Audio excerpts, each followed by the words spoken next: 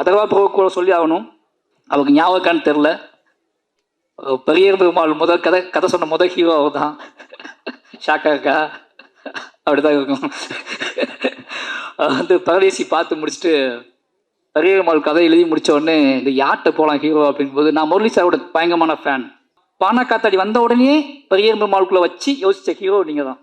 ஏன்னா முரளி சார் பையன் நம்மள மாதிரி தான் இருப்பாப்புல,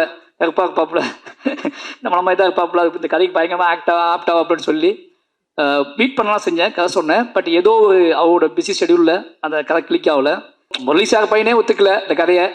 நம்மளை பார்த்து நம்ம இப்போவுமே இப்படி தான் இருக்கோம், அப்போ ரொம்ப மோசமாக இருப்போம், நம்மளை பார்த்து அவரே நம்ம டயட்டை நம்பலை, யாரும் நம்ப போகிறா அப்படின்னு சொல்லி பயங்கர அப்செட்டில் இருந்தேன்.